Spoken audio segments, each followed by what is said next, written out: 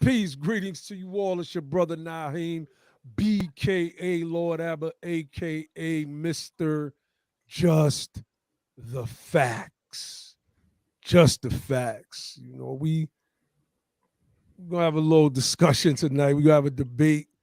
Somebody from Twitter is talking some indigenous sovereignty stuff. You know, we got the team on deck. My brother Dr. Logic Supreme. BTP Ali Freedmen is in the building. The Freedmen in the building. Peace. What's good? Peace, bro. Make sure y'all hit that like button, family. If you are not subscribed to the channel, hit the subscribe button. There's a little bell icon right next to the subscribe button. Hit that bell icon so that you can become notified every single time we go live and be a part of the notification nation. If you would like to support the channel, you could cash app at BETHEPOWER. You can use one of them links that's in the description. We have a PayPal link. You could go to our website directly, USADOF, and support. You could also use that super chat. But make sure you hit that like button, family. It don't cost nothing. It don't cost a dime. BTP Cynthia in the building. Peace to Cynthia. Peace to Riri. Peace to Roots. Brother Roots in the building. Swig 13. Peace. Brother Michael Brown in the building. You know, also if you would like to become a member of the channel, do so. As you can see, the icons next to Michael Brown and Sister Cynthia's name, BTP Cynthia. Cynthia said, "I'm still debating with the pretending." God, dog. Yeah, I just seen her. Yeah, that one right there, man. She's like, yeah. I mean, you know, we waiting for her. We waiting for her right now. She's just pulling up a bunch of stuff, making a whole bunch of non sequitur arguments. So, without further ado, let's get into this, family. We here she y'all come. Want to set it up? Y'all want to set it up first, or y'all want to bring the sister on and get right? No, we can talk about it. Let's talk about it, right. So just so people who may not have been following the conversation today, I just want to kind of tell you know, like how it all kind of got started and why we're having this discussion today.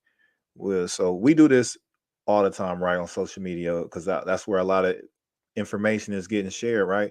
It's a lot of, complicated airspace in Twitter world and social media world. We got to uncomplicate things with, like, Freedmen extraordinaire Naheem opened up with just the facts. We make it plain with just the facts, right? But the thing about facts is, right, so now you got people collecting facts, right? They're bringing facts. Their problem is their misunderstanding, misinterpretation, and misrepresentation of these facts. So now hopefully we get an opportunity to show you in, real time. Like, nobody else does this. I haven't seen any YouTube shows that kind of do what we do, man. Like, Not one. whoever it is, we'll pull you up midday. Like, you come up and want to challenge the information, we will do it right anytime, no matter who it is, where it is. We'll come on your platform. You can come on our platform. That's just how we roll, because we confident in what we teach and what we know and what we understand, and we here to give ultimately an education for the people, right? So this thing is about free. Start out with Freedmen, and then we get a lot of different responses from these pretendians. I really want her to come and explain some of this stuff, because some of these things she's saying on Twitter, I'm just gonna read a couple of them, but I really want to read them for her so she can kind of explain some of these statements and kind of prove her point. She say, so let me go back. We was all day debating. I don't even like to call it argument, but some of the comments, strange comments, right, that were made, and it's all about this Freedman thing. We're gonna get on the straight. These connections to sovereignty and Indians, and like people's real misunderstanding of government, right? So there's a lot of claims I would love for her to qualify tonight, and she's supposed to be coming. Is anything in the background yet? Yeah, she said. All right, cool. All right, well, yeah. So I'm gonna read some of these Twitter comments, and I would love for her to qualify these things. And so I don't even know where to start. Some of this stuff is just really crazy. Here goes a good one. Library Congress is just another stop and go, meaning what? Like, this is a response to something she said, right? So she used the Library of Congress as a reference, and we're asking people to cite their sources. Let us examine some of this stuff, right? So we can get a good context framing of what's being said, who's being spoken to, and what's going on. It doesn't matter. It's in the Congress, but it don't. And just for people to know, a lot of people love to throw the Library of Congress stuff out. The library is full of information. You have to know what you're looking for in the library. Know what is accurate, because it just does. They don't put it together for you. You have to know what you're looking for. You can just pull any random document out of the Library of Congress. Like, I got this from the Library of Congress. It could be a law that was never passed. It could be anything. But they always say that, and we've been dealing with this type of stuff for such a long time. She mentioned she mentioned Emancipation. That's what she said. The Emancipation Proclamation was really about sovereignty for the freedmen, not citizenship. I really want to get into that stuff too. Ali was in the conversation too. Do you remember some of this? It's just so much on here, and I want to. Yeah, And I man. want to. Yes, I remember some of it. It's like basically what she was trying to say was that the at first, because the answers kind of morphed as we consistently questioned her and kind of like challenged some push back on what she was saying. So the answers morphed. In the beginning, the Emancipation Proclamation, according to her, was some kind of executive acknowledgement of the sovereignty of the freedmen. We just didn't know it, and so we didn't act on it. Then later on, she changed it and started. She says in another comment, "Sovereignty is ours to gain by virtue of our deeds." So I said, so wait a minute. So now freedmen weren't sovereign, but could gain it by way of deeds.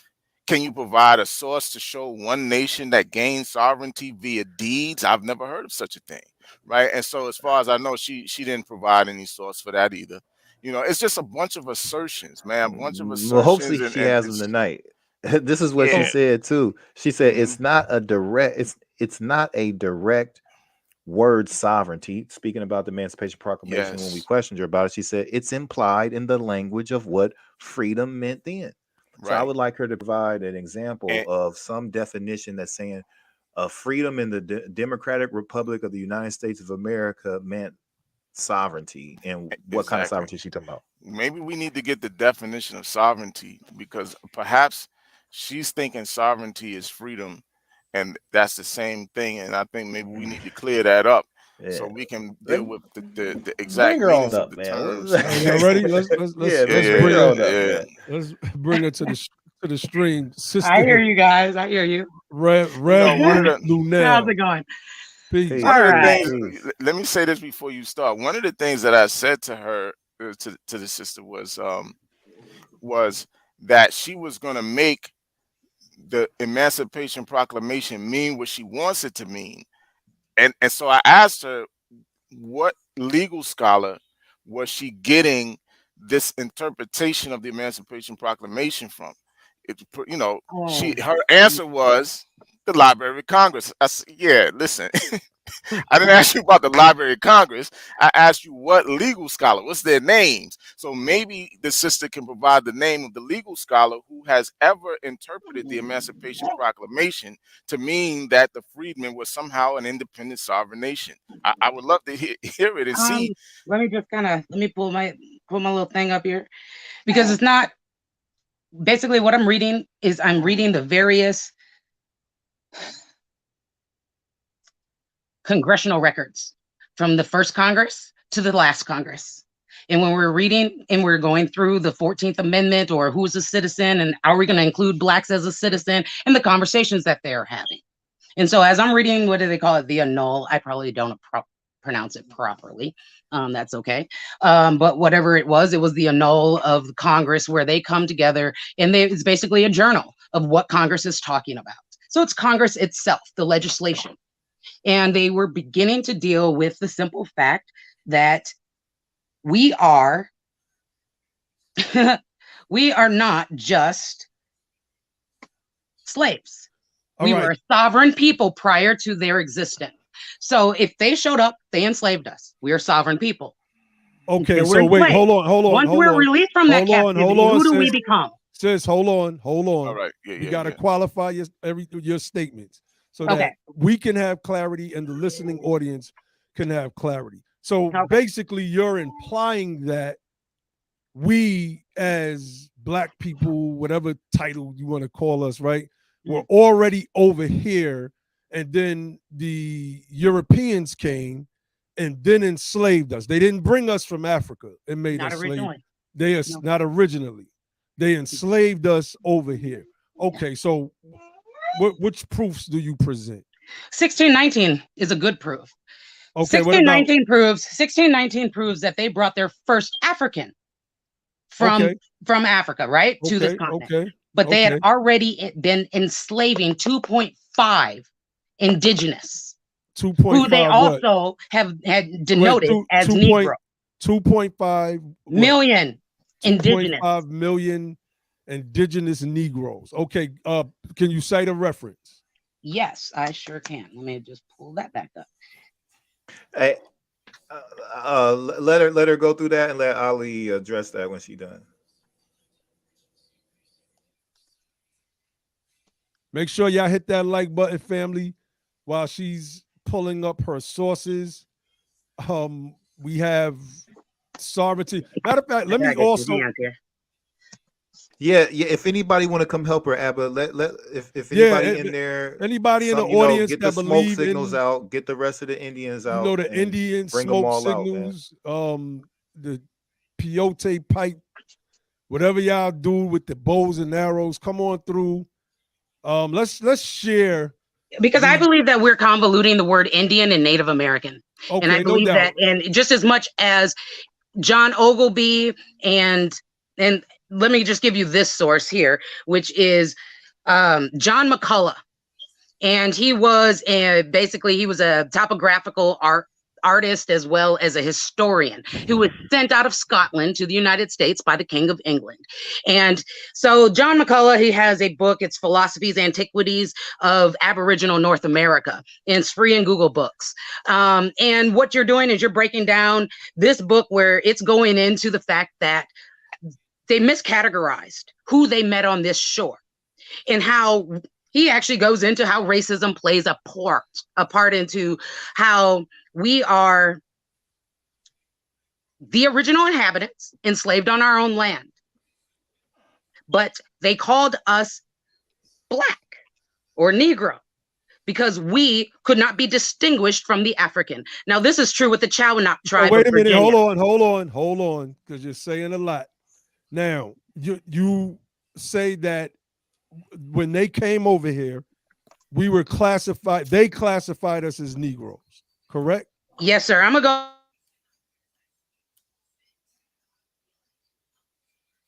I don't know what happened to the sister, but it looks she like might her be switching devices or something.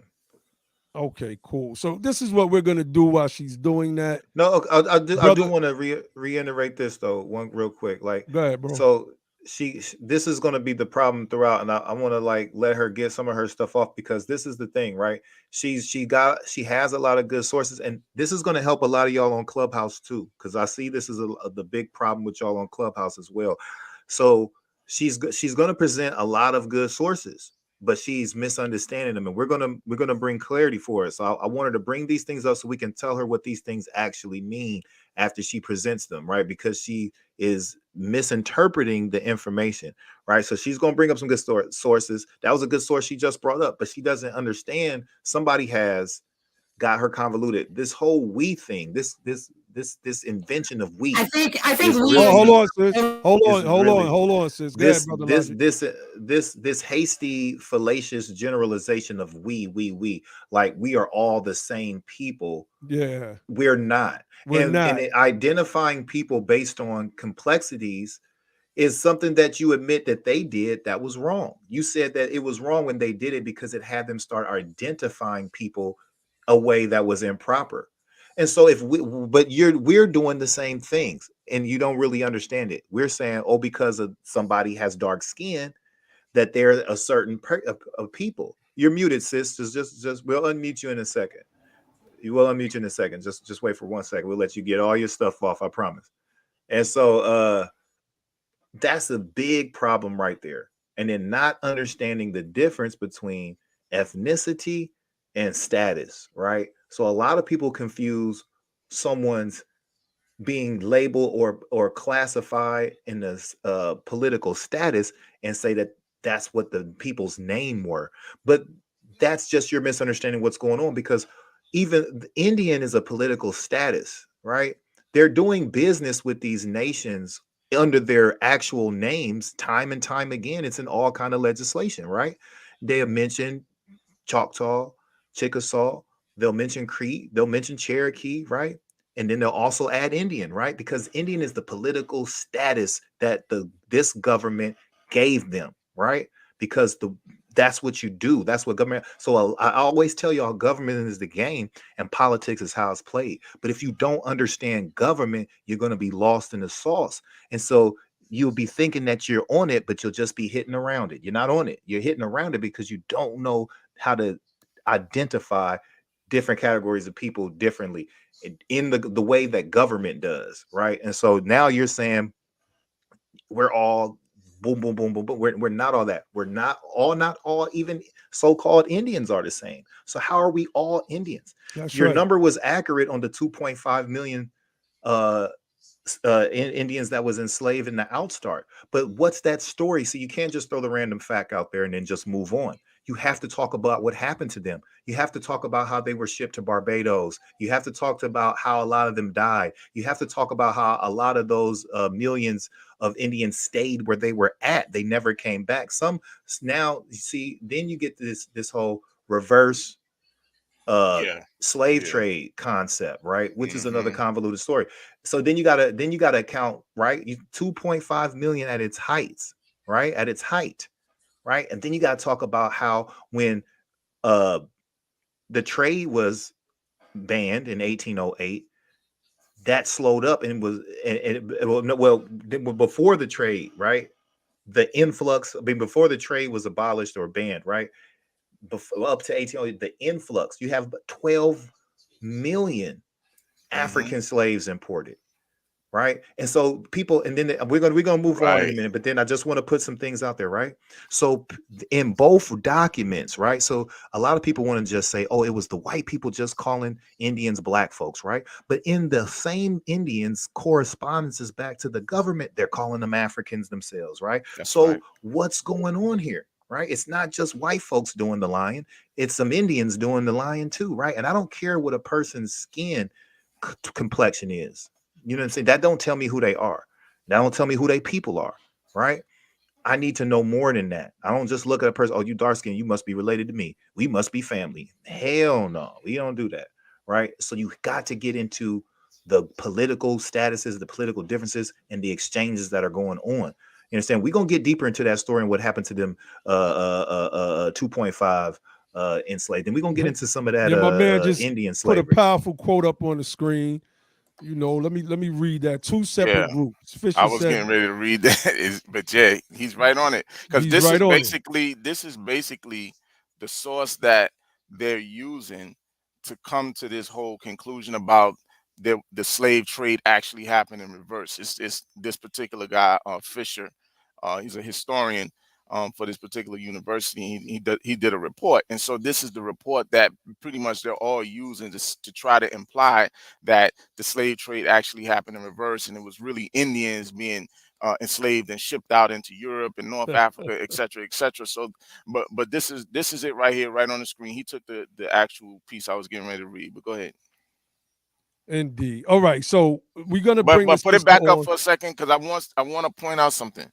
Go ahead, bro. Understand something. This guy, even though he's talking about the enslavement of Native Americans from 1492 to 1880, somewhere between 2 and 5.5 million. But understand, look at what he's saying compared to 12.5 million African slaves. That's right. You see what I'm saying? In the Americas. And look this at the is time period, right? within that same time period. Almost 400 years, only 2.5 million Native Americans. But Right. during the transatlantic slave trade, we get an estimation of 12.5 million that were brought over to the West. And So and let me say this too, Lord. There is no scholar. There is no scholar, not even the ones that they're citing, that has ever denied the magnitude of the slave trade or the so-called Ma'afa. None of them, not any of them, not the ones they're citing, not Van Sertima, not Leo Weiner, not Dr. David Imhotep, not a single scholar has ever, any scholar worth his weight in history has ever denied the magnitude and impact of the slave trade between Europeans and the Africans of West Africa, bringing them over here to the Americas, North, Central, and South America. Not a single one. These people are the only ones who deny it, and when they do it, they never provide any source from any scholastic studies or historian or nothing to back any of that stuff up. It's just always they're saying it, and then they use this particular report to try to say this thing happened in reverse. But go ahead, we could let her go. All right, so I was gonna go through her tweets real quick and have her respond to it, and I want to read it. Let me read her one tweet first, and then we'll let her just go in real quick. She says, "I really hope people know what it means to be a freedman." This is what kicked off this conversation, because I don't want it to go into 1,000 different directions. Right. I want it to stay on this particular premise. It has some inheritances we need to organize around to claim. It also means giving up citizenship, or rather denying it ever applied. Its nationhood status with an independence from U.S. government. So I would like the sister to explain that tweet, which we know is absolutely 100% false. It's incorrect assertion. But if she believes that, we would like the sister to explain what this means, give us some context, and give us her sources. Go ahead, sis. Okay. So what I'm saying is that when we were held captive here, and we were released from our captivity, we were stateless initially, because there hadn't been any Reconstruction beginning for at least 3 years prior. Now, this was unbeknownst to most of the slaves on on plantations. They weren't aware of what was occurring politically behind the scenes in Washington with all of these white guys and a few nons. And so at the end of the day, we are looking at a situation where if we are a captive people, at what point are we not sovereign to be self-determinate? That's what I mean by the word sovereign, self-determinate. You do not have an authority of the individuals who held you captive, period. Once they released you from their bondage, it's just not, it's not plausible. It makes it, to me, it doesn't make sense. And so I think not understanding the terminology of what freedom actually meant at the time, because yes, we were free from private property ownership, but the Emancipation Proclamation states we, the United States government. It doesn't talk about the individual property holder, not necessarily, but it also states that we are to be protected by the Navy and the military so that we can actually sustain our freedom. But if we're not self-determinate, then how do we do that? And if we're their citizen, we're their subject, how do we do that? How do we make that freedom plausible? And how does it last forever if we're not self-determinate? Okay. It's not really, I'm not really saying there's an absolute, somebody's made an answer, because I don't think it's a behooving to find that research. I don't think there's been that research, and I'm still looking a lot for that research. But when I'm looking at the words of the legislation and I'm reading into the 13th and 14th Amendment, and all the debates between the 13th Amendment, and that's just the congressional records. It's sitting there. It's called it. It's in there. It's in the records, and that's where I go to the Library of Congress and I pull out the old congressional records, and you see the conversation occurring. In the conversation, should we let the Negro be self-determinate? Should they be on their own? Okay. Because I'm trying to get. You feel me? No. I'm trying to get some substance out of the tweet and exactly what you mean, right? When you say that it means giving up citizenship, yes, or rather denying it ever applied, then you said it's a nationhood status, yes, with an independence from U.S. government. yes, governance. Self-determination is not tantamount to independence from any governing entity. No, you are the governing entity. You are the sovereign. The United States is the United States, England is England, Germany is Germany, and we are who we are. Okay, so look at what you just did. Native Americans are nations of Native Americans. I don't see how hard hold that on, is. hold on, sis. Look at what you just did. The United States is the United States, Germany is Germany, et cetera, and they have citizens within these particular countries, exactly. right? And we were supposed to build. Hold on, sis. These citizens, then, if they chose to come up with a self-determining title, then they have every right to do so. It doesn't make them any less citizen, or it doesn't mean that they're not beholden to the sovereign nation of which they are citizens to. That's an oxymoron. I think you're convoluting what I'm speaking. I'm not convoluting anything. I really do. I really do think that you've kind of twisted things off to a whole nother realm over there. And at the end of the day, what I'm saying, if you are a nation of people enslaved, whether we came from multiple parts or not, but we became one under a culture here in the United States after 400 years. Once we were released, we were a nation. And individuals, but we were treated so individually. It was very hard to. Okay, no. I don't. No. What I don't want to do. We're trying to edify our audience, right? So you're also trying to get context. Wait, hold on, sis, because you haven't provided a source yet. When you say that you said that when we were released from slavery, we became our own government, right? That's what you just said, correct? Yes. Okay, now cite a source. And we're looking at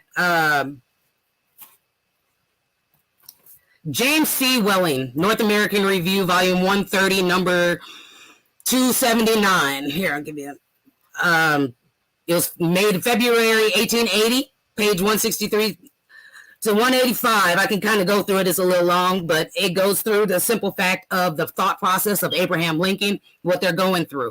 And so basically, Abraham Lincoln didn't want to let us free, but he needed us. So as they're debating whether or not they were going to free us, their thing was, well, what are we going to do to make sure that they don't bond together and come in and hurt us? Because at that point in their mind, when they freed us, they were no longer over authority over us. Because the Emancipation Proclamation, because if we read the Emancipation Proclamation, and let's just, that full text of it, it states it pretty, I mean, I'm pretty sure that it states it pretty clearly. Can you cite the direct source to verify what you said, that when we were released from slavery, we became our own government? Can you just do that, please? I'm looking at the Emancipation Proclamation right now from James C. Welling. That's not in the Emancipation Proclamation. I just want you to. No, it's not the Emancipation Proclamation. It's just called the Emancipation. I gotta mute you. I need you to cite. I need you to cite a source that says, and when the slaves were freed, they then became their own government. That's all I need you to do right now. I'm gonna unmute you. Language, my human language, to describe what I wrote, right? So, but what oh my God, I feel like I'm talking to a wall, like I'm in a wall. It's really like, I don't feel like I'm actually even being heard. It's kind of at this, that's where I'm at. And so it's kind of really I'm going to mute you again. Because you're not giving us anything. And see, people come on and they be in the chat and they say, we want to hear them speak. We want to hear them speak, right? So we try to let people come up here and speak. And one of the things that they do is they do these run-on sentences. And they feel that if they could run on and sound intelligence, like that's what the dude Top Caps does, right? He comes into a clubhouse room, does a whole bunch of run-on sentences, brings up some information that is totally irrelevant to the conversation, then start asking you, do you know about John T. such and such? Like, what the hell does that have to do with anything? There's nothing to do with anything. So it's not that we're not giving, but real quick, Ali, it's not that we're not giving people the chance to speak. It's, if you're going to make claims, we have to challenge you on those claims. You all watch us on this channel. We pull up source after source after source. When we are giving our opinion on a thing, we will say, in my opinion, right? And we believe that. It is our contention that, I mean, it is just crazy. Now, I've asked the sister for specific references. She starts talking about talking to a wall. Now I'm gonna unmute the sister one more time.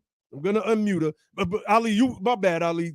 Say what you was gonna say, bro. Then we're gonna unmute the sister. I think there was a person named Ladybug or something who was in the chat who was saying that she hopes that she can go in, or she wants her to be able to go in. My thing is, I want Lady her to Spade go in was too. her name. Lady Spade. So I think though that people have to understand that it's fair for us to ask questions of people who are making assertions, right?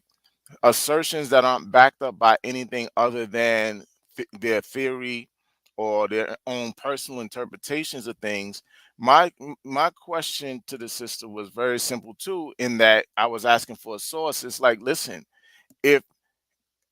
if you're going to make a statement about a piece of legislation, if you're going to tell us something about a piece of legislation, some kind of off interpretation, some kind of interpretation that is odd and different from what is normally understood about it, then you should be able to at least cite some jurist, some legal scholar who you're drawing these types of conclusions from, right? You can't tell me the Library of Congress, right? Because like Brother Logic said, the library is a big place. It's a lot of different information in it. So when someone asks for a source based on a claim that you're making, you should be able to provide them with the source. This is what a teacher does, right? Because the sister's looking to teach us and our audience something. So my thing is, as a teacher, you should be able to say, look, student, this is the book.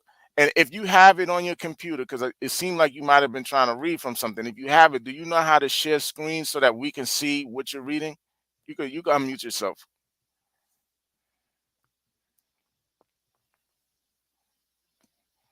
maybe she has some stuff that she can just share All right, screen. let me. I'm slow, and this is my first time on something like this. So, At the bottom of the screen, you'll see mute. okay, I see Stop share. camera. No, Yeah, share. you're unmuted. I just unmuted you, sis. Right. Now, so are you guys able to see my screen? Like I'm Okay, seeing myself or something? Like you Okay, can you see my screen? yeah. yes. Okay. All right. Tell So me when you have the source pulled up. like I was saying, I'm into a book. All right, I'm reading into juststore.org. Okay. Okay. This is a conversation that is occurring. This is basically a description of the conversation with Mr. Lincoln as he is writing the Emancipation Proclamation. And so it's not that I got it from some random source. I'm kind of looking at it. It's called the Emancipation Proclamation. So when you said I'm just keep mentioning I'm telling you it's called the Emancipation Proclamation. It's by James C. Welling. And so, you know, I feel like I was cut off. That's where I just want to say that. We're trying to let you go right now. All right. Mr. Lincoln promised and threatened that on the 1st of January, 1863, all persons held as slaves within any state or designated part of a state, the people thereof should be in rebellion against the United States, should be then, therefore, forward and forever free. Mm-hmm. And a declaration which promised the largest of freedoms alike to the loyal blacks who escaped within their lines, enslaved and volunteered, who went with them. Now he goes further. Now I got to just kind of scroll down a little bit. He goes further into explaining how that's not possible to be free. How what's not possible? How our freedom is not possible without threatening white society. Okay. And so. And so as you go further in here, and I can let you guys, since you guys have the link, you have it now. I don't know if I'll make sure people can read that again. James C. Welling. If you can get here and read into this, you're seeing that Abraham Lincoln and the people around him are having this huge discussion about what our freedom looks like. Okay. And when we're talking about what freedom is to us, I'd like to discuss, I don't know how to get rid of this and get back to you guys, but I would like everybody to take a look at what they're saying and how we were a threat on our initial freedom. And so when Reconstruction came around, their goal was to ensure that we didn't get the freedom that made them sit in fear. And how they were going to do that, they were going to do it legislatively. And so he goes further on into this where was it even right for him to be able to do it? Did he have the power to do it? And because it was militarily, that made it right. So basically it was kind of like freeing us from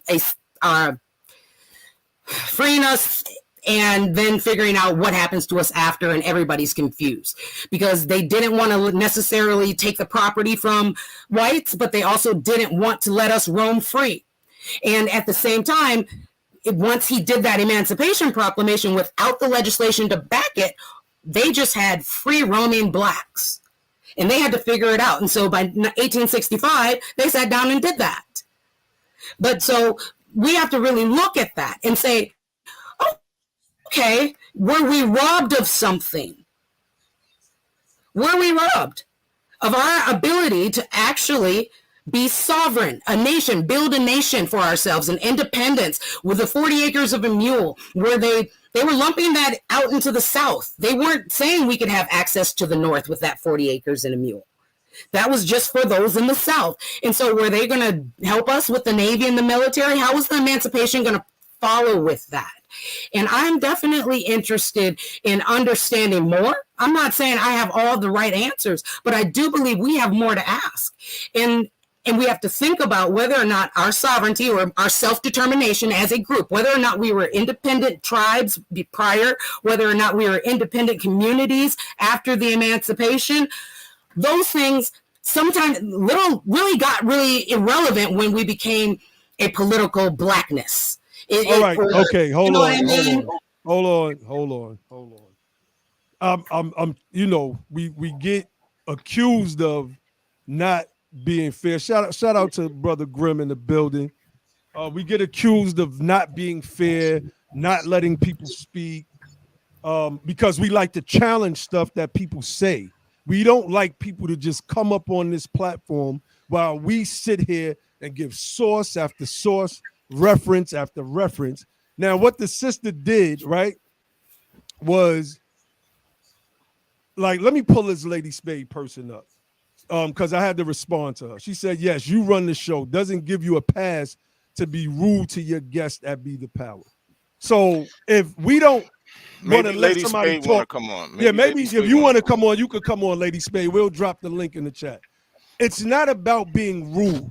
It's about, if I ask you, if you're making claim after claim after claim, am I supposed to or any of the brothers supposed to just sit here and let you talk for 10 minutes or 15 minutes straight? No, this is supposed to be a debate. The sister just said, we don't know it all. We're still asking, but the sister was basically saying that we were dumb on the thread. And I'm not saying she used that word, but she was basically saying that. That's Am I what she was muted? basically saying. So Hold up. I was you're first not muted. called ignorant. We want to talk about the first insults. I had to defend myself multiple times from what I don't know and how ignorant I was. Okay, and So, no, wait a that's second, cool. wait a second. All right, so let's all just look at right there. And let's Rossa Bridge. No, chill out. Yeah, you didn't know what you were talking about. So then you accused us of not knowing what we were talking about. So then everybody came on the thread and provided source after source. All right, matter of fact, let's do this. Everybody came on and provided source after source after source. And the sister, instead of providing sources to back up what she was saying, she was just posting stuff. She just did that here tonight, family. We asked her to show us where in any records that you can find that after slavery, blacks, Negroes, whatever we were called, were made a sovereign government on this land. We were sovereign. She pulled up an article, I'm guessing some rendering of the Declaration of Independence or some commentary thereof, and started to talk about it, but never got to the part. And she said, oh, you can read it. You can. So how is that being rude? How is that?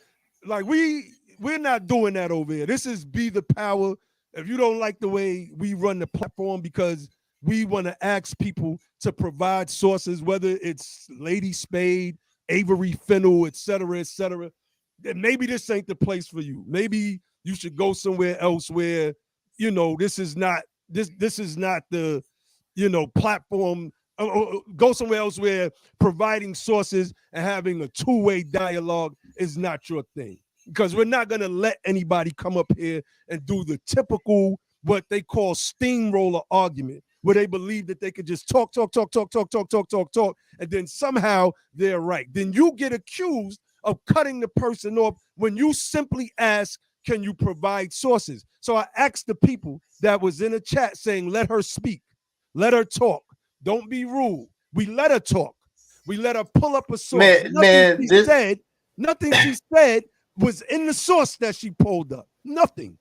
Yo, we run this Apollo style, man. Y'all love the Apollo, so don't front, man. If you can't come with it, you got to go, man. Get up out of here, man. First and foremost, we respect our listening audience too much to have them poisoned with all that confusion and bad history. No, and then she's a sister and everything. But I think something else is going on with that sister. You know what I'm saying? But but she gave a good example tonight of what a lot of people do, and I see it a lot on Clubhouse. But we gonna teach right now that that's out the way. I'm gonna teach because it's the same stuff I hear all the time. It's a people sitting back and they pull out all these documents and they read, and then they just come up with their own conclusions of what they've read. Right. And so that's exactly what we saw tonight. She just read stuff and said, well, damn, that means this to me. But you don't understand government. You're reading government documents and you have no clue how government works. So you don't understand government language and what these things mean. And so you read a definition totally out of context, right? Sovereignty, freedom, sovereignty. That's the same thing. Not just her. I don't want to put it all on her because it's a lot. It's thousands and thousands and thousands. She's influenced by those people. We call them out all the time. Y'all, and I'm glad you called them out because they're responsible for what we just witnessed. People like Ishmael Bey. People like Ishmael Bey. Look at what y'all did. Y'all putting all this bad. Y'all just confusing our family out here, and y'all got them out here bad, like looking bad. That's why we got to be here to give the real teaching, right? And so not once did she didn't quote nobody. Like, this is why we got to know out. She keeps saying we, but we're connected to a different we. Never once did she bring up Frederick Douglass, right? And start talking about what Frederick Douglass was saying, what was going on around the time. She pulls up James Clark Welling. Why not? You don't know who Hiram Revels was? You don't think Hiram Revels knew what was going on? See, this is why we got to know our own freedmen history, right? You don't think any of these influential and impactful people in our freedmen lineage knew what was going on, because you haven't read their work and you don't know them. You're confused. You're listening to too much Dane Calloway, and you're just drawing crazy conclusions, and it doesn't make any sense. Sovereignty here in America, first of all, sovereignty cannot be conferred by an executive order in a democratic republic. You understand? We don't do, America doesn't give out titles of nobility like Lord and Baron, and you see what I'm saying? We don't do that. We have a democratic republic. You can't have sovereignty like that. Sovereignty in a democratic republic rests in the people. We the people concept. It's a we the people concept. It's not based on lords and titles and barons, and you can't be conferred by the king and made a lord. See, that's they have this comes from a lot of these movements, these so-called conscious communities, and they confuse our people, and they got them using all these titles that don't have no place in an American government. So they'll say, and this is how she's thinking. She says, Abraham Lincoln gave us our sovereignty by making the Emancipation Proclamation. She thinks Abraham Lincoln's a king and that he can knight you and now you're a sovereign lord of some province somewhere. You were knighted or you were made a lord. That's not how democracy works. That's not how a republic works, right? And so she's confused there, and she's reading an executive order given by the president. That's not how this works. And she said, didn't we already have a whole program on we were citizens for day one? We have to know that our people helped fight and win the American Revolution. We organized the Union with other Europeans here. So all this we has to be disaggregated, because there's people doing all kind of things. There's all kind of moving and shaking with all kind of parties at play.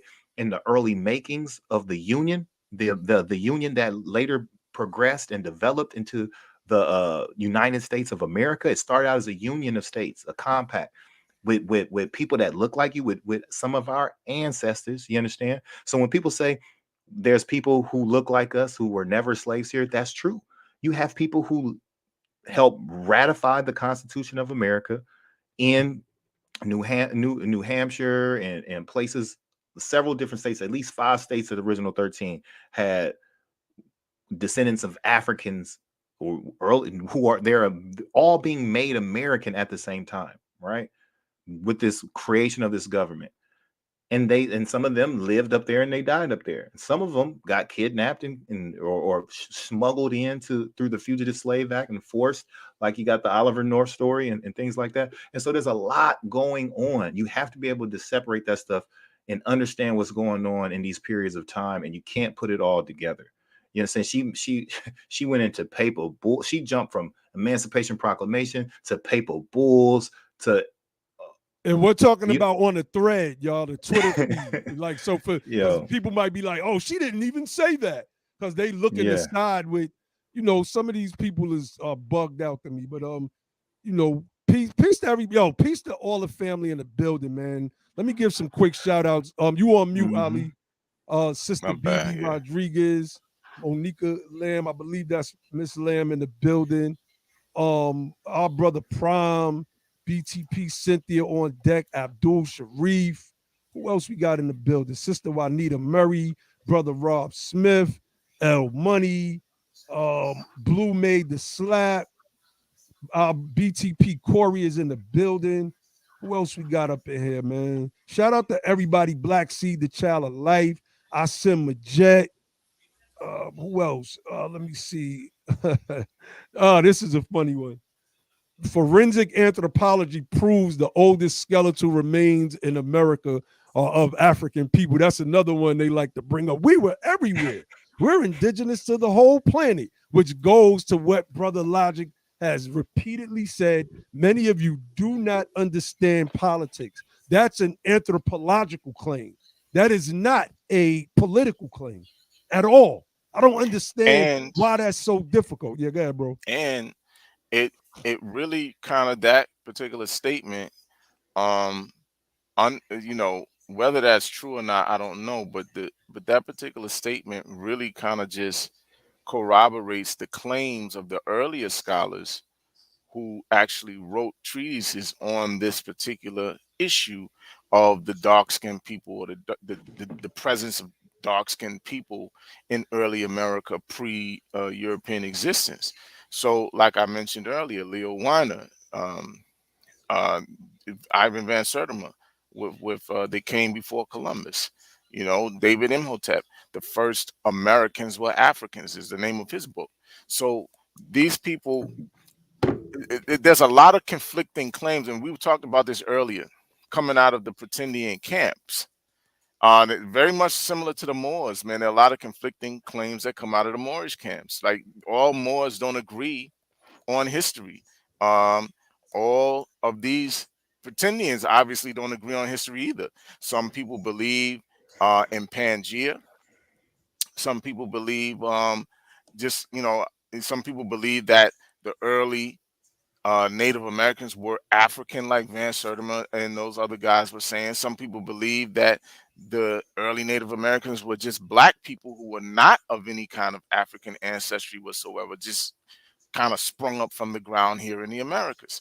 So you got a lot of different, you know, positions. They're not even all saying the same thing. Hey, can you share this screen I got? I do want to share. Let's get into some real actual teaching, right? And some real shit real quick, right?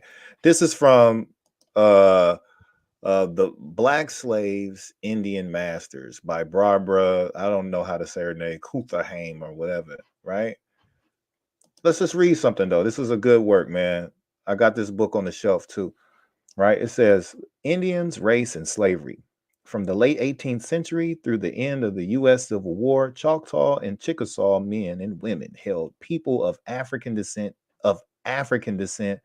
in slavery, like their white Southern counterparts. Indians bought, sold, owned, and exploited Black people's labor and uh, uh, reproduction for economic and social gain. Choctaws and Chickasaws purchased slaves, men, women, and children to work on their Mississippi farms and plantations and to serve in their homes. Slaveholders and those who did not own slaves embraced the racial ideology that affirmed Black people's inherent difference and inferiority, and thus justified their enslavement. Whether they owned only a few slaves, rented a slave. I'm gonna come back to this rent a slave thing, right? That's a concept that misses and escapes a lot of people when they think about, you know, slavery and slave society, right? Rented a slave for seasonal labor or operated a large plantation with hundreds of slaves. Choctaws and Chickasaws understood that slavery allowed for the accumulation of personal wealth. Very key part. Okay, they're figuring it out. Wow, everybody understands the slave game, and who do they all? Everybody sides against us. These people right here, right? Everybody says, "Let's play the game," and we all gonna just get down with, you know, messing the Black folks over. It says enslaved people cleared and plowed fields. They doing the same thing Europeans is doing to us, right? Or the Confederates, right? Enslaved people cleared and plowed fields, hauled logs, drained swamps, planted and harvested crops, drove wagons, built homes, wove fabric, sewed clothes, cooked meals, and cared for Indian children. Don't that sound just like Massa, right? Don't that sound just like the white man she kept blaming everything for and everything on? Like he's the only one who done this. And then she called these people we. She called the white man this nasty liar, and he's the only one that can be bad. And then she called these people who doing the same thing we, right? All for these masters' benefit. Choctaws and Chickasaws purchased slaves in private transactions with other slaveholders and the public venues in the cities such as New Orleans, conducting their business with white traders and slaveholders, as well as with other Indians. While most Choctaw and Chickasaw slaveholders owned only a few slaves, the majority of enslaved people were owned by a small contingent of wealthy and socially and politically influential men, clustered in neighborhoods dominated by large farms and plantations. Enslaved people worked to create durable and meaningful family and community ties with each other. They eluded their masters, surveillance, they circumvented laws and customs governing their speech and mobility, and sometimes successfully liberated themselves by running away. Right. This is the important part right here, and there's many pieces in here that are really, really good. Right. It says many historians who have written about the 19th century Choctaws and Chickasaws have noted the existence of chattel slavery and simply linked it to Indians' increased participation in early 19th century American market economy.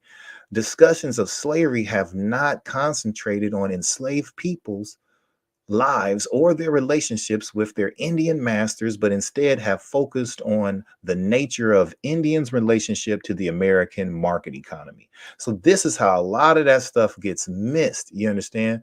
And they don't talk about that. And somehow these Indians end up being the good guys. These Indians, they can end up siding with they can enslave your brothers and sisters and aunties and uncles. They can side with the Confederacy and go to war to destroy America so that they can just continue slavery perpetually forever and ever until the end of time. And then they still end up being the good guys. And y'all say, we're not these Africans that got traded to Europeans and shipped over here for private bondage and work labor, right? And to create this whole America. Y'all never say, well, the Indians was doing the same damn thing, right? Y'all want to be these people. And none of your stories and scenarios add up.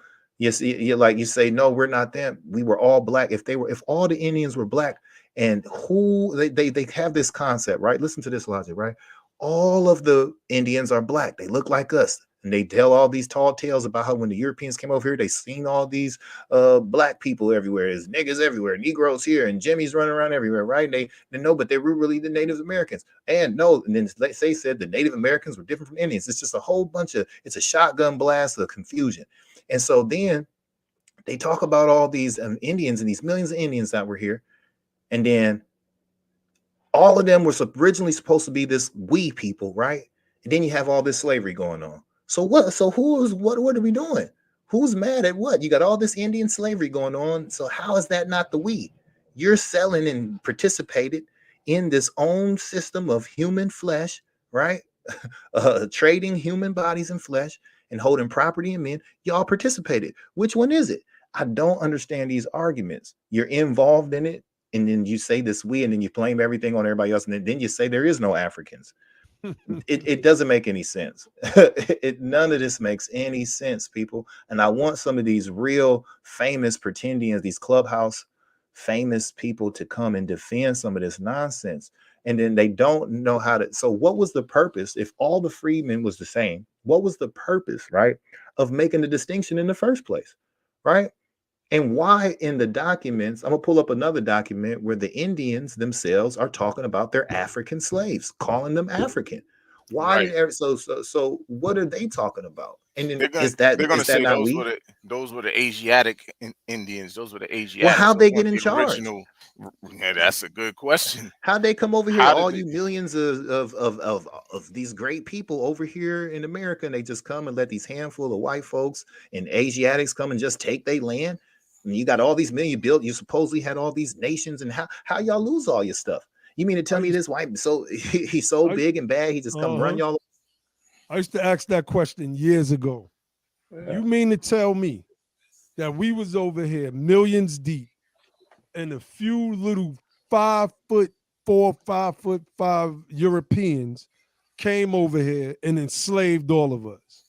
So because my DNA, number one, goes back to the freedmen who were enslaved in America. Two, it goes back to the continent of Africa, largest percentage being West African, right? So by DNA proof, I'm not from here. My line doesn't begin here. So then I can't be in your tribe of we. I can't be, right?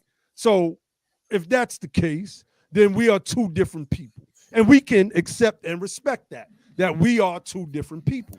I'm not going to call you we unless I look into your family background, and I come to find out that you come from your ancestors were enslaved on some plantation in Mississippi, which is probably the case. Probably because she keeps saying Mississippi in the chat. So then I know that you're lying. But let's just say that you are, in fact, this Black Native American. Then you are weak because my ancestors weren't captured by Europeans and brought over here. They were captured by other strong Africans. And we were kicked off the continent and sold to Europeans and brought Facts. over here. Facts.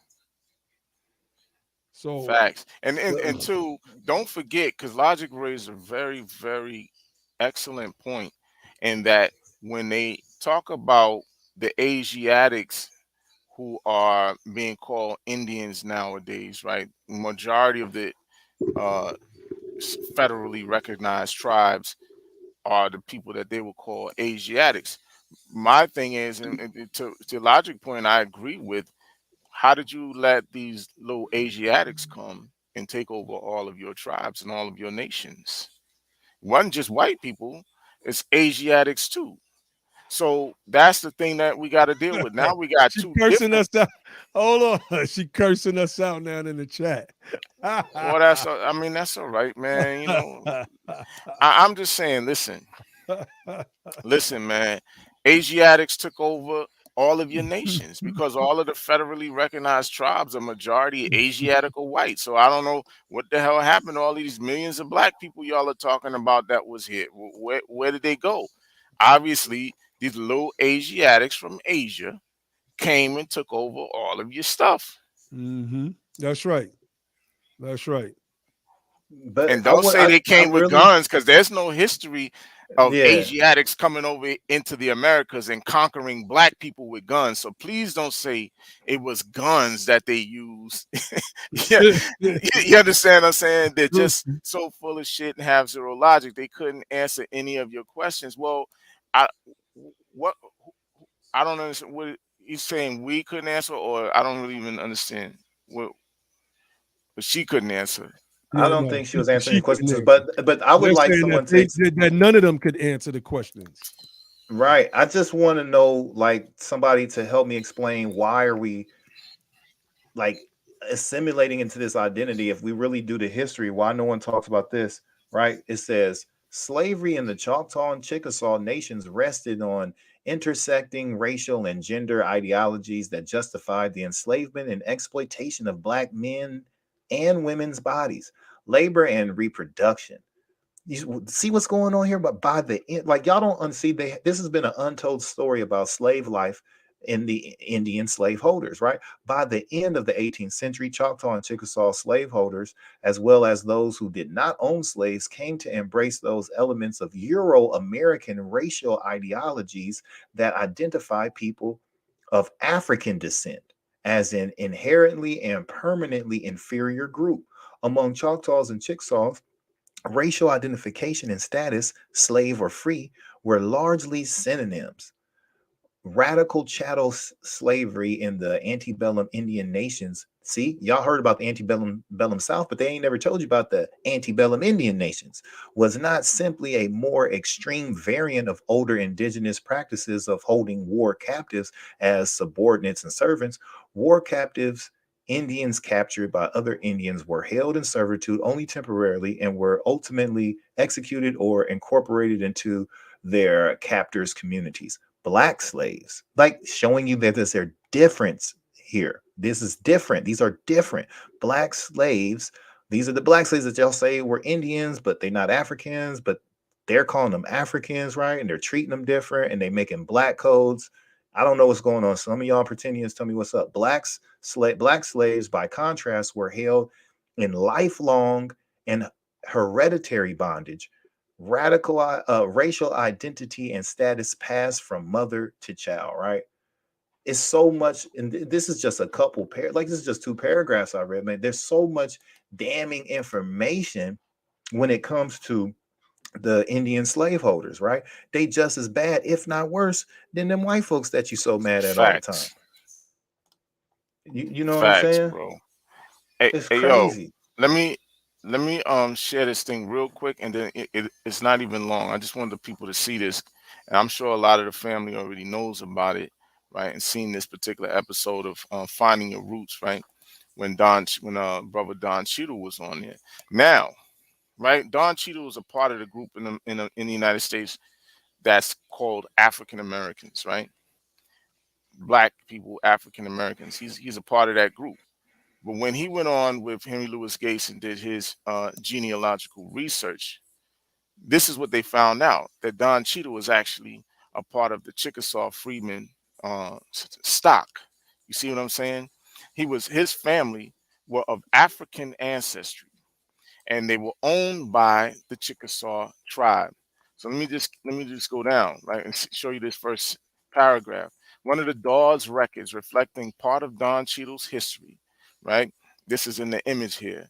The NARA publication M1186 Chickasaw Freedman card number 729. They found his family, and Don Cheadle is a freedman, right?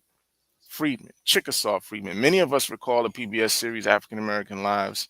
The episode reflecting the history of actor Don Cheadle interested many of us who share the history of the freedmen of Indian Territory. When it was revealed to Mr. Cheadle that he had ancestors who had been enslaved by Chickasaw Indians, he was stunned to learn of this history and mentioned that he had never heard of Native Americans in black chattel slavery. Dr. Henry Louis Gates also admitted that this was history of which he himself also had no knowledge.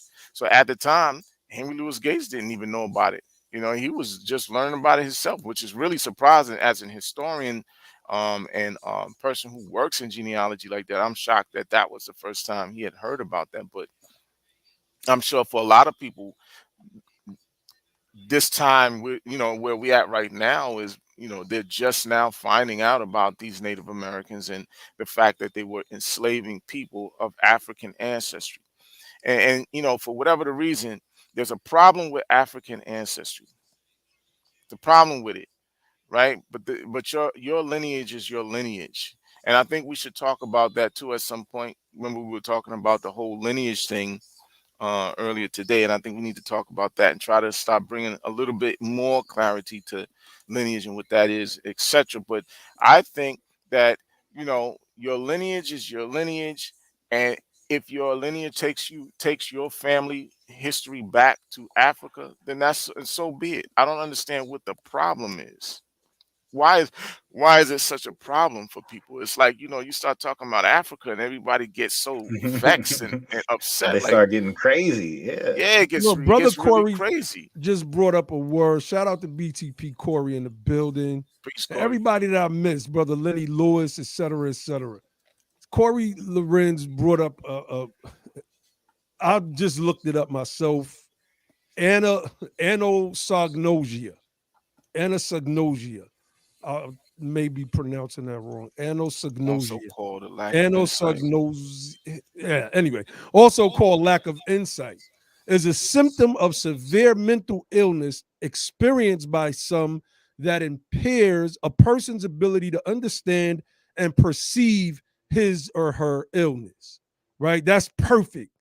And this is what's going on right now. Many of our people are suffering from an acute mental illness due to what happened to us here. We sympathize in many ways because we understand what happened to our people and how we were made to hate ourselves. We were made to hate the lineage that we spring from. Right here, some of the greatest freedom fighters that the world has ever known, right here in the United States of America, right in some of our families. We're trying to go back to Africa, and we're trying to go back to some fictitious Native American tribes.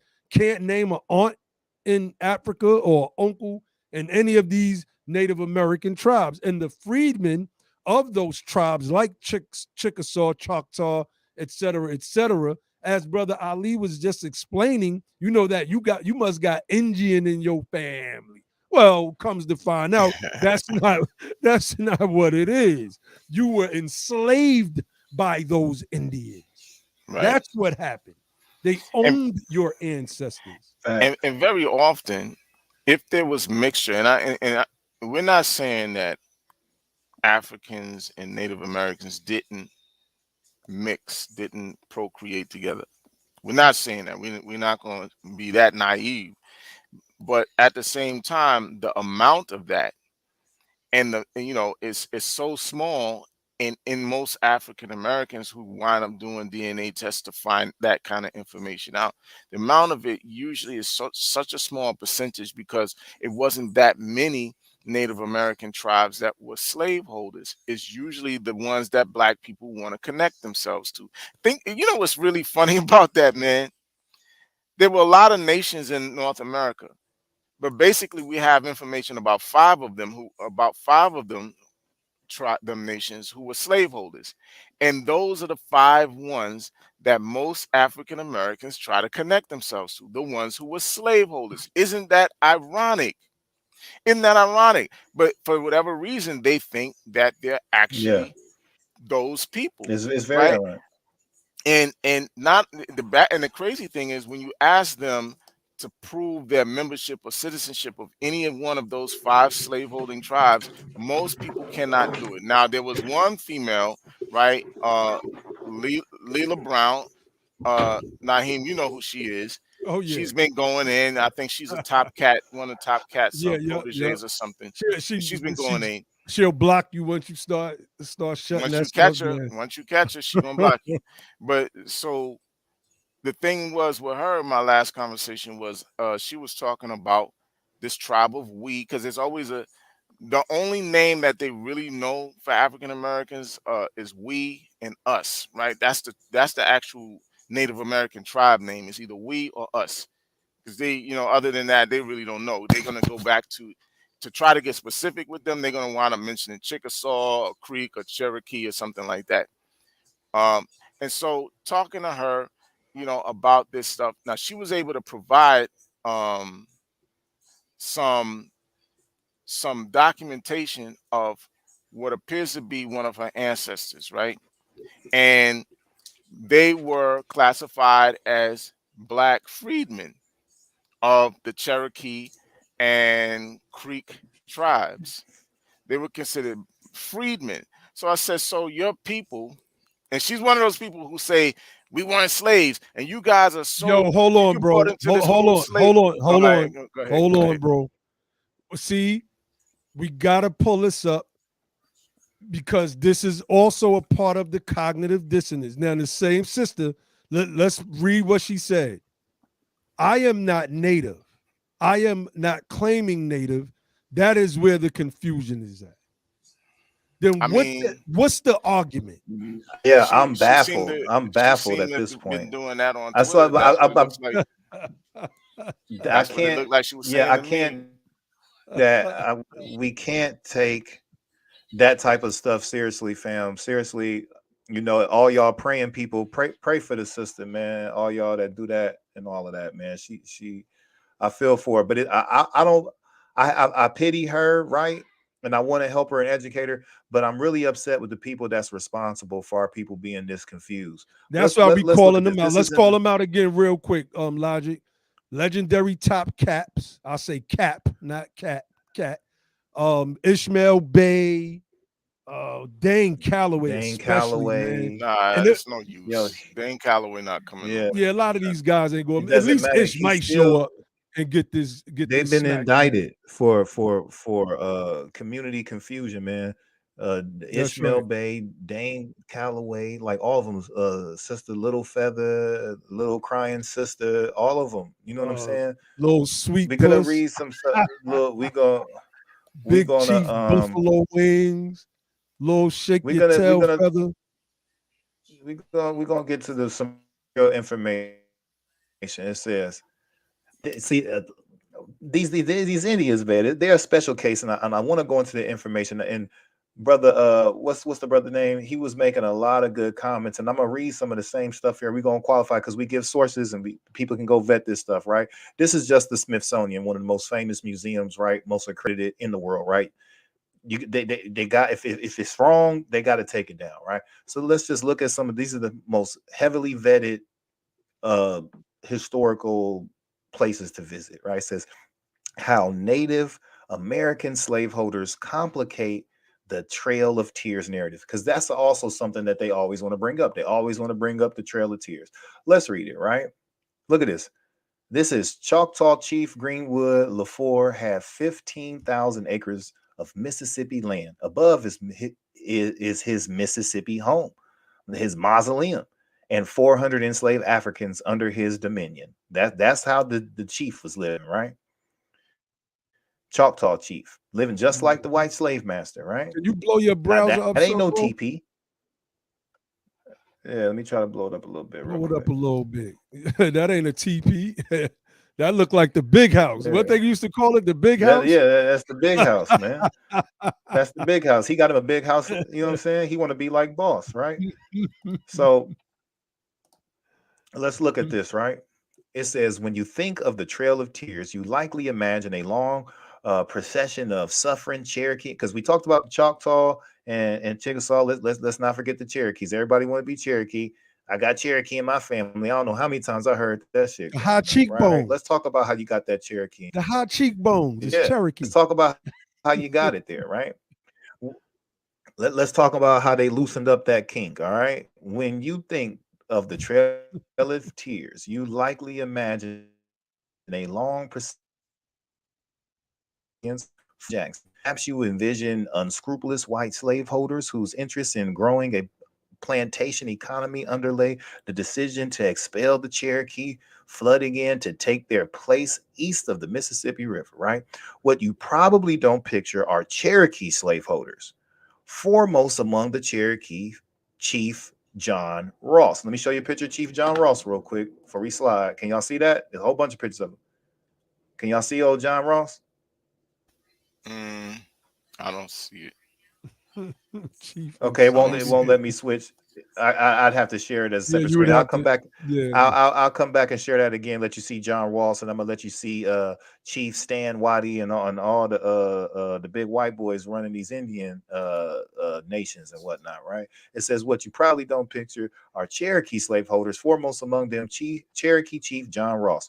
What you probably don't picture are the numerous African American slaves Cherokee owned, who made the brutal march themselves, or else were shipped en masse to what is now Oklahoma abroad, cramped boats by their wealthy Indian masters, right? They putting them in slaves. That sounds like slave ships to me, right?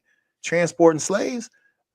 And what you may not know is that the federal policy of Indian removal, which ranged far beyond the Trail of Tears and the Cherokee, was not simply the vindictive scheme of Andrew Jackson, but rather a popularly endorsed, congressionally sanctioned campaign spanning the administrations of 9 separate presidents. Right?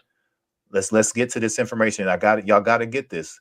These uncomfortable complications in the narrative were brought to the forefront at a recent event held at the National Museum of the American Indian. This is at the National Museum of American Indian I'm about to tell you about, titled Finding Common Ground. Family, look up Finding Common Ground. It's a great symposium. The symposium offered a deep dive into intersectional African American and Native American history. For museum curator, this is an important person to remember. He's the one that's going to tell you this stuff that we revealing tonight. For museum curator Paul Chott Smith, this is a Comanche. You never really hear them talking about their Comanche. That's right. That's right. You never really hear them saying they're Comanche. That's one you don't really get. Only them slaveholding Indians is about 89.9% of them always got to be one of them, right? The famous ones, who was overseeing the design and opening of the widely loaded Americans expedition, now on view at the museum's 3rd floor, right? Boom. Let's get to that. That's John Ross right there. Y'all can see that. That's John Ross, chief of the Cherokees for 40 years. For 40 years, he was chief of the Cherokees. That's that Indian. Wow, I don't understand. Let's look at it, right? I used to like history, Smith told the crowd ruefully. This is now they're quoting this Smith guy. I used to, this is the courier, right? The Comanche courier. This is the quote. He said, I used to like history, Smith told the crowd ruefully. And sometimes I still do, but not most of the time. Most of the time, history and I are frenemies at best. In the case of the Trail of Tears and the enslavement of blacks by prominent members of all 5 so-called civilized tribes, Cherokee, Chickasaw, Choctaw, Creek, and Seminole. We know Seminole's not a tribe. We understand how the Seminoles came into being. We understand that before they go crazy in the track, right? They just, all right. So Smith went one step further, liking the ugly truth of history to a mangy, snarling dog standing between you and a crowd-pleasing narrative. Now, that the crowd-pleasing narrative is this sad trail of tears and all these Indians and the bad white men and absolving all the Indian from his own wrongdoing, right? Obviously, Smith said the story needs to be that enslaved black people, this is what the story needs to be, he says, that the enslaved black people and soon to be exiled red people would join forces and defeat their oppressor. That's what we always say, right? Everybody that has these bad stories, they say it would make sense that they just link up with these black folks, right? And we all work together. But such was not the case, and it never is the case, and it is always far from the case, just like he says, far from it. This is what everybody, this is why it's freedmen first and freedmen only, because this is what everybody does to us. Listen what they did. This is the epitome of go along to get along. The 5 civilized tribes were deeply committed to slavery, deeply committed to slavery, established their own racialized black codes, immediately reestablished slavery when they arrived in the Indian Territory, rebuilt their nations with slave labor, crushed slave rebellions, and enthusiastically sided with the Confederacy in the Civil War. You understand? In other words, the truth is about as far as a cry from a crowd-pleasing narrative as you could possibly get. Do you know? Okay, so this is him. Like, he's going to this other one. Tia Miles, and an African historian at the University of Michigan, right? This is the Finding Common Ground event. Check that out. This was a whole thing they did, right? A lot of scholarship went into that thing. And then, so now we get into the other part about the Native Americans being enslaved too, right? We got to get that part too. They covered all the myths and the misconceptions. It says Native Americans had themselves been enslaved even before African Americans, and the 2 groups were enslaved approximately 150 years in tandem. It wasn't until the mid-18th century that the bondage of Native Americans began to wane as Africans were imported in greater and greater numbers. Increasingly, white colonists viewed Africans as little more than mindless beasts of burden. They saw Native Americans as something more, noble savages. That's what something more is. Noble savages is what they thought they were. Unrefined, but courageous and fierce. Previously, Native American ownership of black slaves came about as a way for Native Americans to illustrate. This is what the brother was talking about. For Native Americans to illustrate their societal sophistication to white settlers. They were working hard to comply with government dictates that told Native people that in order to be protected and secure in their land base, they had to prove their level of civilization, right? Get slaves, right? How would slave ownership prove civilization? The answer, Miles contended, right, is that in this capitalism crazed America, slaves became tokens of economic success. The more slaves you own, the more serious a business person you were. And the more serious a business person you were, the fitter you were to join the ranks of civilized society. It's like this is the story of our people here, family. You know what I'm saying? The Cherokees owned slaves for the same reasons their white neighbors did. They knew exactly what they were doing. In truth, Cherokees and other civilized tribes were not that complicated. They were willful and determined oppressors of blacks they owned, enthusiastic participants in global economy driven by cotton, and believers in the idea that they were equal to whites and superior to blacks. Like that's it right there, family. You know what I'm saying? Like that's I mean, we can get into all the crazy details, but that's really it. That's it. That sums that up. So look at what she says, right? She says dumb diverses. Look it up. So what the sister, and we was trying to explain this to the sister on a thread.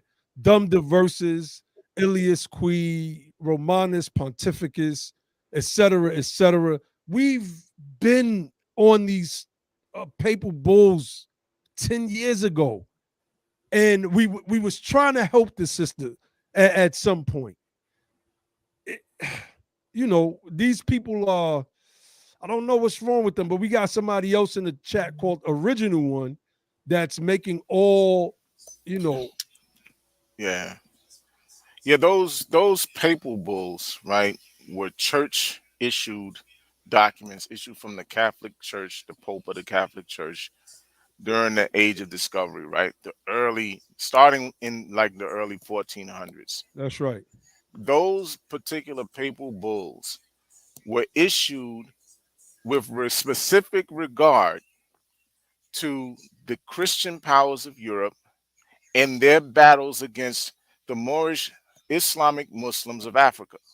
That's what those papal bulls were about. They didn't have anything to do with Native American Indians. Now, what wound up happening is, and let me just put this on. So y'all, what wound up happening is, no, it's not about dissonant. Listen to what's being said to you, right? We're talking specifically about those papal bulls. Those papal bulls had everything to do with the Christians and the Muslims who were fighting. The Moors invaded Europe in 711, and they were trying to reconquest, and they were dealing with trying to get those people out and also conquer certain so-called Saracens. Saracen is a synonym for Moor, right? Those who know. The term Saracen, which is in the Dumb Verses, is a term that is a synonym for the word Moor, right? And so at that time, as they were trying to push the last Moors out of Europe, that's what those things were about, right? Those particular papal bulls was about trying to regain control of Europe. And at the same time, as they began to move out of Europe, they started to go into Africa to conquer the lands in the Moorish or Saracen lands in Africa, right? So the original intended targets in the Atlantic slave trade were the Moors, because they were the ones who were directly involved with the Europeans, and they were the ones who were fighting with them. So when they started, my bad, Ali. I just want to bring more clarity because the sister doesn't understand. So let me just finish this. You can pull it up. Go ahead. I was, because he just basically was, highlighting what you were saying with the reference. But go ahead, bro. He got it. Yeah, he's on it, man. That brother's sharp. The whole chat is on it. Shout out to the chat. We got one of the sharpest chats on the whole YouTube, and so, hands down.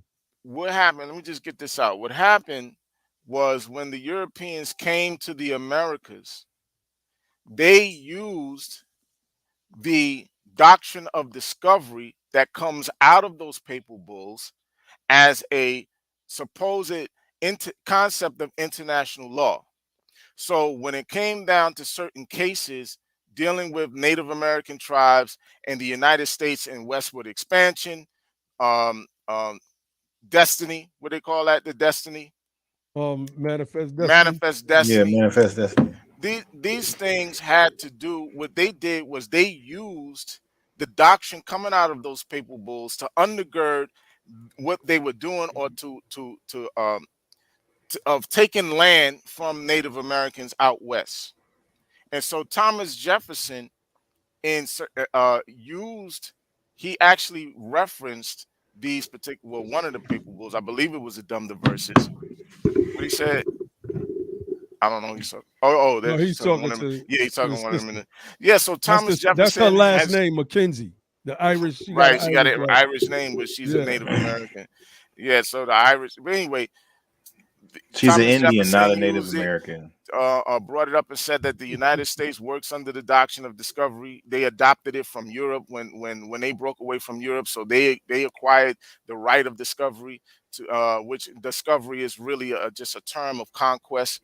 And at the same time, it was used in certain Supreme Court cases to nullify the rights of Native Americans to certain territories and stuff. And so, but that originally didn't have to do with Native Americans. It had everything to do with the fight between the Muslims and the Christians in Europe and in Africa. It didn't have shit to do with the Indians because the first thing was issued in 1452.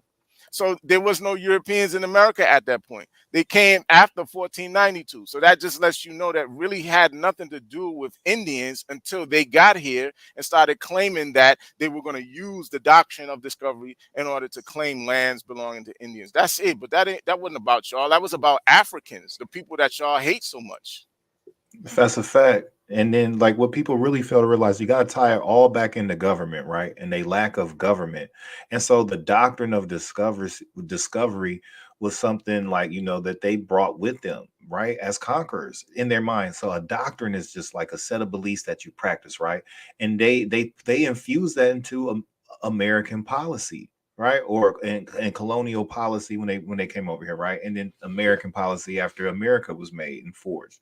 But just understand what our people have to do, right? And really understand in this game of power, this game of government, either you got the power or you don't. And that's why we preach be the power, because anyone who doesn't have the power has to be underneath and go by the rules of whoever has the power. That's just the name of the game, family. And these nations of people, they were nations. They were set up and they handled their business the way they handled their business. They lost, period. And no one really, everybody romanticizes everyone else's history but their own. And then they don't really respect the game. So listen, the natives, some of them fought and died, and some of them made deals, and some of them capitulated. That's just the nature of the game. That's the game called government. Wars have been fought ever since man existed, and the history of man is the history of war, and war is a part of government. And you don't understand government, and there are things that happen. One of the things that you must understand is the difference between heritage, ethnicity, nationality, and status. You understand? And then you really have to understand race in another category all by itself. You got to separate race and really understand ethnicity, status, nationality. You understand? And then we look at ethnicity, and then we'll look at race and break that down, because that's a different psychology, right? And you got to understand the status part. And when governments move and political changes are made, statuses change. Statuses can change all the time, and they're always changing. If you're an immigrant, that's a political status. That's not the name of a people, right? That's not the name of an ethnicity, right? That's a certain families get categorized under this particular status, and they have particular set asides and benefits and pathways for that particular category or group. That's what government does. It denotes statuses to people and categorizes them so that they can have their specific interaction with the government. You understand? And so if you understood government, you understood how this works. So when they say, well, they renamed them Indians, and that's not the real name. They wasn't naming the Indians Indian. They gave them the status of Indians, because you see them doing business, right? They knew the name of these tribes, right? But you don't know when they're using their status or when they're calling them by their name, and you think it's the same thing. So you think something's going on that may not necessarily be going on, right? And so Indian is a status. And so they use both. They use the status and the name of the people. And you see it in government correspondences from Indian nations. You saw they knew when they were talking to the Chickasaws and the Chickasaws, they just wasn't Indian. They knew how to get specific when it was time to get specific. When they made them treaties, they knew they was with the Cherokees. They knew who they were doing business with. They know it very, very well. And when they knew that Indian was a status that we're going to deal with y'all at, and that's why they have a whole bureau called the Bureau of Indian Affairs, because that's the pathway of the people with that particular status. That's how they interact with the government direct. So you got to understand that. And that's the same thing with our people, right? Freedmen is a status. Your lineage is tracked through your family names, your last names. What's your mama name, last name? What's your daddy last name? And track that back. That's your lineage, right? Freedman is your political status. You understand? That's this category. That's the specific category the government recognizes those families who were emancipated, liberated, who ran away. And when while I'm talking about status, let's stick with the ran away part real quick. Even in slavery, a slave is not the name of a people. Slave ain't the name of a people. Facts. Slavery is not the name of a people, right? That's That not a was a lineage. You can't status. have a lineage in a, you can't have a lineage be slave. You know what I'm saying? So slave is a status, you understand? And so when you had those families who were had slave status and they escaped, right, and self-liberated, you understand? Their status Mm-hmm. changed because oppressive governments changed their status. Same as Mm-hmm. if, and they changed it to what? Fugitive, right? And they put out a That's whole right. set of policies and certain different responses, government responses that were going to happen to that specific group of people who had that status, right? And so that status changed again when the Civil War started. That status went from those who escaped being fugitives to now we in war with the South and everything they stand for. So now we're going to hold them. We keeping them. They're not fugitives. And now their status went to contraband during wartime. So you got the contrabands because you're not supposed to have them, right? It's a lot going on. You got to understand what's going on. Then when the real purpose of the executive order by President Lincoln of the Emancipation Proclamation, he knew it really couldn't have a physical effect because of the specifics around what was going on with the Civil War. But he knew his executive power, he changed a status. It was a game changer. When he made that executive move from the Oval Office, he changed the status and said, the federal government, and that's another thing y'all don't really understand federalism. But what he did was he said the federal government don't recognize slaves no more. That's what he did. So he changed the status of our people, and now from then you start having a status called freedmen. You understand, Mm-hmm. right? And so that we talk about freedmen before 1865. Drop We it. got into it, didn't we? We got into it. Right, and your status Right. changed to freedmen, That's and right. then with status changes comes specific policies. That's why you got to pay attention to the status, because the status tell you what the policy talking about, and the policy tell you what status you got to have to get into that policy. That's And right, so bro. everybody else kind of understand this. That's why they're going after certain statuses in America, because that's what government's about, status. Right, so freedman is the most powerful status you can have with some of the strongest set-asides and constitutionally Bro. protected things in it that you can benefit from. But the real trick, and Brother Naheem really talked about it. He hinted at it, and he hinted at it, and he hinted at it when we was going through the Bloody Shirt book reviews, right? He kept talking about how they stopped using the name freedman. Slowly but surely, you start seeing it 1862, 1863, 65, right? You see it during some of what the Darity and Kirsten Mullen referred to in From Here to Equality as the mystic years, right? The 7 mystic years. You see that going on while the Confederates are planning and reorganizing. They come back, and then you start seeing those revolts in Hamburg and Yazoo and you start seeing them in Vicksburg and all over. You get all of this real violence going on in America, right? And so statuses were changing big time then. So it was a lot Facts. going on, family. We could do a whole teaching on a lot of that history, because the secret sauce of the freedmen and your origin story, I'm gonna give y'all some things that y'all really got to study, right? Can't go in Right. tonight, but do your homework, right? Get into the Missouri Compromise, the Kansas-Nebraska Act, right? You get into those things, get into early prepping of Civil War time. That's going to really let you know when stuff is really moving, going on, right? You got to get into that pre-Civil War history. Then you got to submerge yourself in Reconstruction, family. You really got to understand the Facts. origins of the abolitionist movement, because all this is connected to the freedmen movement, right? You got to really understand what was going on politically, right? Stop looking at stuff just from a researcher perspective. You got to look at this thing from a governmental perspective to really understand it, because what you're reading about is changes in government and changes in status, right? And so you have to understand how government works to really get the significance of what's going on. You got to understand Reconstruction, family. Submerge yourself in that Reconstruction. That's why we chose really the Bloody Shirt to be that first book report, because that's where the Freedmen story really just comes out and breaks out. You know what I mean? They really talk about the Freedmen in a really crazy in depth way. A lot of great Freedmen history and From Here to Equality as well.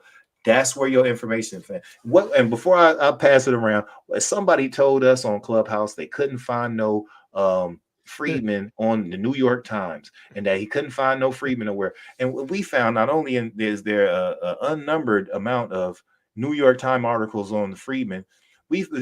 Abbott told me the other day that in the historical archives, there's over 3.5 million records on That's Freedmen. right. 3.5 million. Like documents, man. You be the rest of your life going through all of that shit, man. We've been pulling up a lot of that stuff over the Yeah. past couple days. Yeah. The These bros people have playing, been man. finding, oh yeah, the bros have been finding some powerful pieces. I found an ancestor. I mean, look, It was in your paperwork. Oh God. I had an ancestor in my paperwork, bro. That goes to that And the dude Freedmen's Kevin Bureau. on Clubhouse. Yeah. Kevin on Clubhouse talk about I couldn't find no Freedmen in my paperwork. What the hell does that mean? What paperwork And you talking yo, about, bro? we was talking earlier about that and the fact that he was talking about the paperwork. He couldn't Oh find man. Freeman in any of the census records or none of that shit. I was like, man, the only Yeah. paperwork you need is the 13th Amendment, dude. That's There go You your know what I mean? paperwork. There This go your he and paperwork. he just they say he couldn't find it in his paperwork, right? And that was I was baffled. And I said so maybe you're just not the right person to be looking, fam. Like let me get the paperwork. I bet you I can find it. You want to say you had tell me your ancestors? first and last name, your mother, you know, and your you father's just need names, and you need some help. that's all you do. You just need some help. We'll break you out that cult mentality mindset that That's you right. have. So the sister Man. Linnell, I want to go in real quick. It is what it is. You are speaking on descendants of freedmen's behalf. I guess you mean to the world. Booting anyone who fails in the category is categorically wrong. We agree to disagree and move on. Let me tell you, sis, we don't agree to disagree. Wise people would never do such a thing, first and foremost. What's right is right and what's wrong is wrong. Had you come up here and schooled us, we would have had to submit to your superior position. And we Because would that's have. And we and would we would have. have, because that's what wise people do. Wise people do not agree to disagree. Here's something else for you to look up. I bring it up all the time, the Hegelian dialectic. Thesis, antithesis, and synthesis. So the thesis is what we did here tonight, right? We presented information, sources, we read from sources. The sister presented information that didn't verify or confirm anything, not one thing that she said. Nothing that she brought up confirmed anything that she said at all. So we can't use what she presented as anything tangible in accordance with her claim. So when you have two sides, you try to find common ground so that you could form a synthesis. So you bring the truth from one side and the truth from the other side. You get rid of the things that have been debunked, the things that are false. And we're not saying that we can't be false or wrong on anything, because we can be. We just wasn't tonight. And on this topic, especially when we bring these pretendians up, we're never wrong or false on anything. And it's just as simple as that. It's not to brag or, anything of that nature. The sister obviously is suffering from some form of cognitive dissonance. And, it's hard for the information to stick. She made claims on Twitter about freedmen and slaves being freed and becoming their own government here in the United States of America, which is historically inaccurate. Wrong. She didn't prove it on Twitter. We gave her a chance to come on here and show and prove. She couldn't prove it. Then she brought up the Papal Bulls on the thread, which had nothing to do with what we were talking about with the Freedmen. Then she came in the chat speaking about Dum Diverses. Obviously, she doesn't know, probably have never read Dum Diverses at all. She's probably, and I think we're pronouncing it wrong. I think it's Dum Diversa, something like that. I looked that up like last year sometime. But we from the hood. Yeah, Dumb it's Latin. Latin, Dumb Diverses. We from the hood, right? So in the chat, not only did we school her, everybody in the chat schooled her. And instead of pulling some direct quote, she kept digging her heels in and throwing in red herrings and making non sequitur arguments, moving from one, what they say, moving the goalposts. Moving the goalposts. Just Yeah. moving the goalposts. And I think that it's important that we do these debates so that they could serve as a witness. It's not to embarrass anybody. It's to show how this education here in the United States of America has failed us. Another good book, Logic was speaking of books, is Mercer Baradaran's book, The Color of Money, which speaks about black banks, particularly chapter 3 of that book, dealing with the Freedmen's Bureau and how they looted it. And this created a distrust of government. We had our reason to distrust the government. But according to the citations that she put in her works, it started with the looting of the Freedmen's Bureau and our ancestors losing all of their money. That's where the great distrust of government comes from, and it has persisted until this day, and how we still don't trust them people, which is why we say become the power. We have to now become the political players. That's why we teach here. Shout out to BTP Cynthia for putting our intro video together. And right as the video ends, it says class is now in session. So when we jump on here, class is in session always. Dear brother Ali, you had anything you want to add? Yeah, just to the point you was speaking on, I shared an image in our Facebook group of a pamphlet that we found as part of the Freedmen documents on the, I believe it was the University of Maryland's website, if that's where it came from. It's either that or the archives, National Archives. I'm not sure, but I posted an image of it in our Facebook group, and I just wanted the family to see it because it kind of highlights the sentiment of our people based on what was going This was on powerful. during that time period. So let me see something. I think I made it too small. Hold on. Can you see it? Oh, yeah. Mm-hmm. All right. So this thing says, and you know the way it's written, it apparently is coming from one of our people, one of the former slaves, the freedmen, and he says, "White man very uncertain." You know, he's trying to say the white man is very uncertain. Nigga ain't got no friends, no how, right? Then he goes on. The name of the book is "The Blackest Chapter in the History of the Republican Party: The Men Who Robbed and Combined to Rob the Freedmen of Their Hard Earnings." This was published, this particular book was published in 1878, the year after the compromise that left our people hanging and left our people as soft targets for white terrorism and racial oppression in this country, particularly in the South.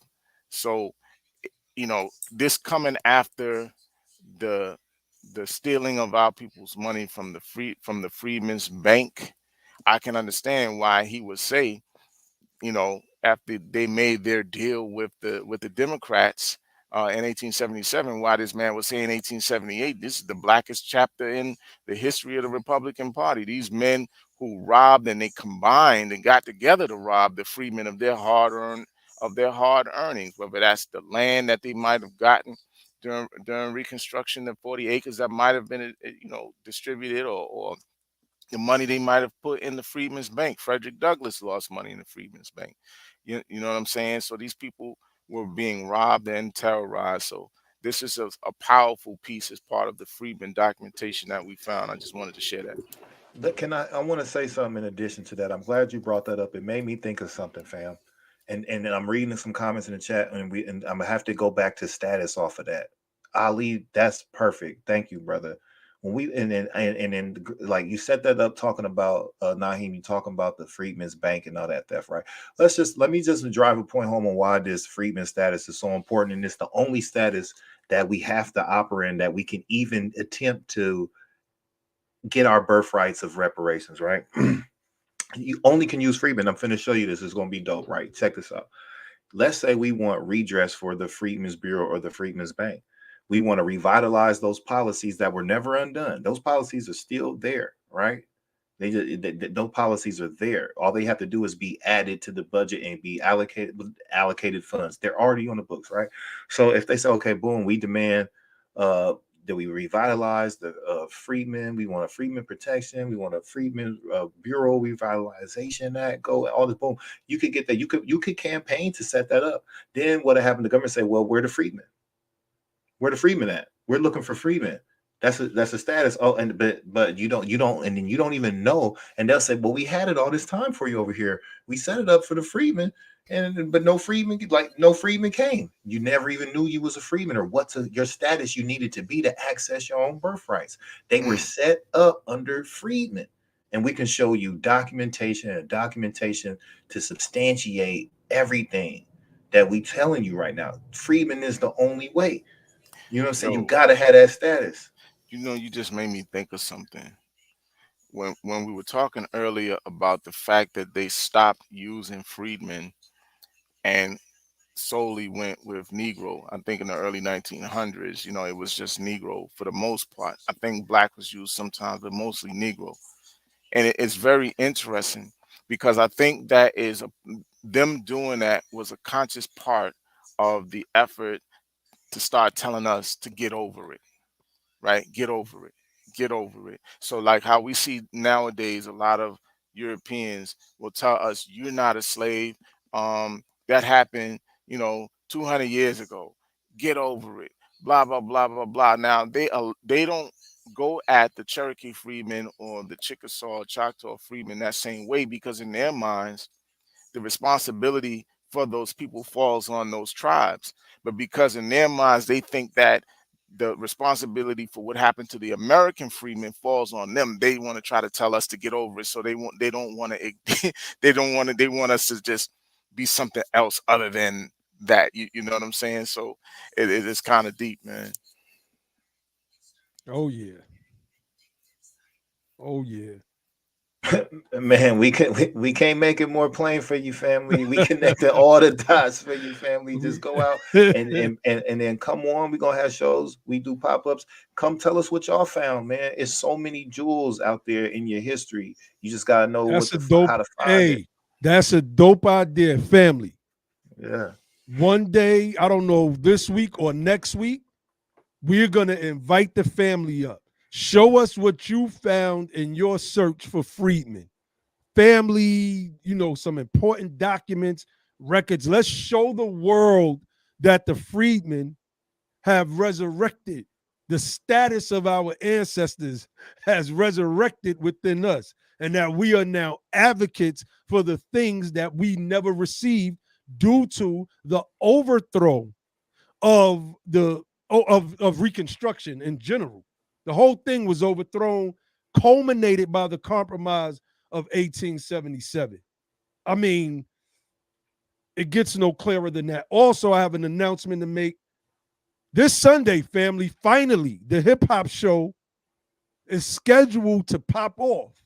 We are going to bring one of the day ones, one of hip hop's day ones, one of those brothers that was there from the beginning in the Bronx to be the power. So stay tuned for that. We're going to try to get a flyer going out soon. Sister Cynthia, I'm going to be hitting you up right after this, and we're going to put it out there. We're going to challenge all of these narratives. We're going to challenge every last one of these narratives because this, look, let's make some more comparative analogies, right? The Freedmen. Next thing you know, this term goes out of use, and we just get Negroes, blacks, and coloreds. For a long time, just Negroes. Everything that we created, inventions, Jack Daniels. I'm glad they have Uncle Nearest's whiskey now, but everything that we created, they took. Immigrants came over here. They took our whole culture and then propped themselves up to be, I guess, better Negroes. The black ones I'm speaking of surpassed us, became the faces of blackness, took over, so that when a company said we have the first black this or the first black CEO of this company, the first black CEO of that company, it was almost always an immigrant. In hip hop, for decades, no one ever heard this crazy notion, this idea that Jamaicans started hip hop. But now you have Busta Rhymes, who's Jamaican, and Pete Rock, who's Jamaican, running around saying that Jamaicans created hip hop, that hip hop, the foundation of it, was created in Jamaica. And they keep spreading this lie with the straight face. We're not banging on Jamaicans. We're banging on this lie that these people are telling in this full onslaught of trying to erase us from our own history in the United States. Y'all see me read from the article that says that this 2013 article where it says that the thing about I paraphrase, the thing about the Black Indians is that they come over, they have different cultural views, perspectives, and expressions than the African Americans, and they join in with the dominant society, i.e., white folks, and trying to denigrate us. This is when you say that hip hop has its roots somewhere that you're from when it doesn't. This is a form of denigrating us, sullying our reputation as a people, as creators, as inventors. This is what they've done to us for the longest. We clear the air. We simply clear the air. You know, let me see. Kool Herc did say he fused what he saw. Okay, let's bring Mr. Atlas up. He said Kool Herc did say he fused what he saw in the dance hall clubs with house parties in the Bronx. Let's try to remember this comment, Ali, so we could bring it up. So we could bring it up Sunday. Because we're going to break all of this stuff down. Because we know what Kool Herc initially said in his interviews. Now, if he may have changed it up somewhere along the line, hey, it is what it is. But we know that hip hop has absolutely zero origins in dance hall, reggae, Jamaican music, Jamaican culture, etc. We're going to get into all of that this Sunday. Y'all make sure y'all stay tuned. Make sure y'all stay tuned. So, bro. Yeah, he also said, I don't agree they started. No doubt, you understand, bro. I mean, that's, listen, that's the history that's been given to people. You had a lot, and particularly people like KRS-One, who is seen as an hip hop historian. Brothers like Chuck D, who is seen as an hip hop historian. You know what I mean? And people respect what these brothers say. you know, because of you know their status as teachers, and in terms of hip hop artists, they were teachers, and they kind of felt like, you know, particularly Chuck G and the Public Enemy, they felt like, you know, at a certain point in time, like they was some type of leadership for young black people. You know what I mean? So they're very well respected, and so what they say, you know, has a you know, it has an effect. It has a lasting effect on people. So it's been perpetuated, you know, with the help of folks like that. So yeah, but I've been it's all hearing good, this bro. too, Ali. This has been creeping around too. What's on the screen? Puerto Yeah, Ricans, aka they Boricanos, Boriquinos. Boricanos. Okay, claiming that too. I've been hearing that too. Like, you know, Hmm. Puerto Ricans were definitely there. They were in the Bronx at that time. We do not take their take away from, you know, them being there. But this music, this sound, this The style culture, was the the culture, dress, the dress, all of it- that was created like by it's Freedmen. exactly, if you take the original four elements of hip hop, you know, those things were specific to freedmen in New York City, specifically the Bronx, and more particularly the Bronxdale projects, right? And it was a subculture, as a black subculture, American black subculture coming out of the group called the Black Spades. And so we're gonna let the brother go in on all of Oh that yeah. kind of stuff, The man. black spades and the baby spades. Facts. Oh yeah. Oh yeah. We're gonna get into all of that. So we had another powerful discussion tonight. Some things were made clear. The bros went in as usual. And we wanted to, you know, we wanted to bring this sister on because she was making a lot of claims on Twitter. And we were hoping that, well, I mean, well, we knew where it was going to go. I can't say we were hoping for anything other than to Hmm. school a sister. But, you know, we've had legendary top caps on our show before. Tore him out the frame, made him run, start a whole new live while we was going live to try to stop the bleeding. And we had Ishmael Facts, brother Allah man. Bay come on talking about the original Confederates, well, Moorish. You know, some people get so used to talking to specific type of people that don't necessarily have, you know, high IQs and are looking for something to believe that they believe they could get that stuff off on anybody. No, Right. not here, not L here. L Money dropping it. He dropping it. He got a great question. Mhm. L Money said the description of the Indian was brown skinned with straight hair. Do you have straight hair? Talking to this to that sister, right? That sister looks African to me. She probably Mhm. think because of the you know the facial structure that she has, and I don't know her background. Maybe her people are freedmen of one of them five civilized tribes. I don't know, but she can't say that she's not of African ancestry, and she's saying that she's not saying that. She's one of the people who believe that Africans came here before the so-called Asiatics came here. So remember, like we were saying in the beginning, there are different conflicting stories coming out of different groups of people about blacks being the original Native Americans. Yeah, yeah. So, yo, brother Logic, man, what you got before we get up off here, brother?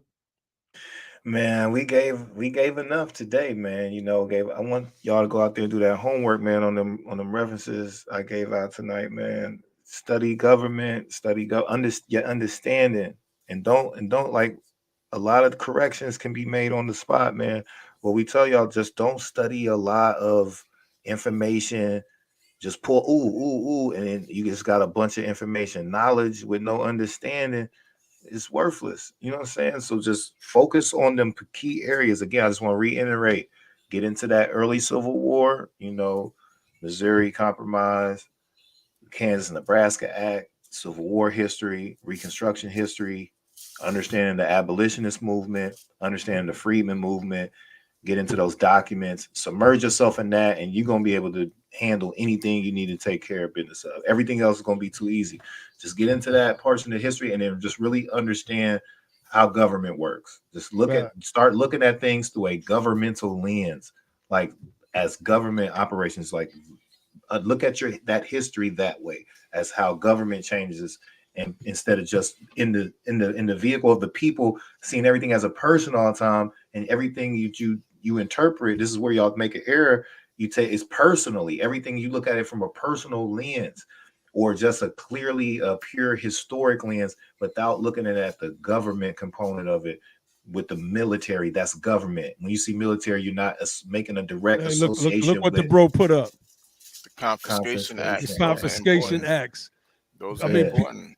This is so important. The Confiscation Acts. We're gonna get into all of this one day too. We need to like really start fleshing this stuff out and building our case. I'm actually like, because White by Law was supposed to be the next book club book, but I'm thinking about doing a book that Brother Logic is currently reading right now. I'm reading a book right now. I'm reading and going back over books I've already read, because I'm just seeing things a little bit differently, better, I should say. And but Brother Logic is reading a book on John Brown, and we're gonna discuss it, but we are seriously thinking about making that the next book club book, man. Because that information is so important. John Brown's role, he's like a nexus point. He's centripetal to how we even get to freedman status in the first place. And people just don't know how important John Brown is in the ultimate scheme of things, who his inspirations were, et cetera, et cetera. And we got to build on that. We have to build on that. And before we go, I just want to address this one comment by the Blue Made the Slap. Says something interesting. So honestly, when I first heard Puerto Ricans trying to claim they had a hand in hip hop, I thought they were talking about graffiti. But they're claiming all of it apparently. Well, I know part of the reason that they're doing it, that they might be doing that, is because the brother Felipe Luciano was a member of the Last Poets. And the Last Poets, if you know any of their work, especially he was a member of the earliest, I think probably the earliest version of the Last Poets. I think he was one of the original members. And Felipe Luciano, I think he's Puerto Rican, and so it's like Afro, like he looks like he has some black in him, but you can tell that he's Latino. And so because people like because Felipe Luciano was in the Last Poets, they are attempting to use that as some kind of way to kind of shoehorn into into the creation of hip hop, but that's not what that is. And so we're gonna address all of that stuff, man.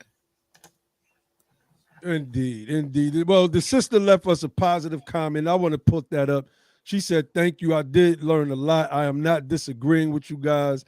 I like what you said of what you are doing with legal status. I understand more of what you are doing. I agree. It needs to be done, and that's why, we want to have the conversation, because then, just like the last brother that came on, he was trying to be a little arrogant, trying to sit there and eat. You know what I'm saying? But at the end of the day, you can tell that we were getting to him, and we got to start having these conversations with our family directly. We know what the Confederates did and what the North did. And like I said, chapter 3 of Mercer Baradaran's The Color of Money book is very, very, very, very, very, very powerful, man. It ties in so much because it's her focus. She focuses on how the Freedmen's Bureau Bank was looted, and she gets into the detail of it. She gets into every nuance of it in her scholarship, and I absolutely love it. And one of the things that she spoke about she cited sources, references, quotations of people speaking about the North and the racism in the North. These people didn't care. That's why do you think the lost cause teachings were in the public schools in New York City and in Chicago and in New Jersey, everywhere in the North? This was a form of mental subjugation by letting that stuff go on. We were conquered in so many ways. Martin Luther King Jr. spoke against the black liberals. Malcolm X spoke against the black liberals. I mean, not the black liberals, excuse me, the white liberals. All the way back in Reconstruction and in the early 1900s, they spoke about the white liberals and how bad they are. We still have them with Nancy Pelosi and them and their Negro pets. I gotta call them that. I can't think of another description that comes to my mind. The Hakeem Jeffries and Clyburn out of South Carolina. These corporate Democrats who only care about pushing corporate interests. They don't care about us. This is why we have to become the power and become political. We must, like my brother Logic said, stop just looking at this stuff through the lens of research and history. Look at it through the political lens. And in order to understand it through the political lens, you have to get a good political education. And what we've done was fast track that political education right here on Be the Power. Go back and look at some of our past videos. We've been doing this for over a year now.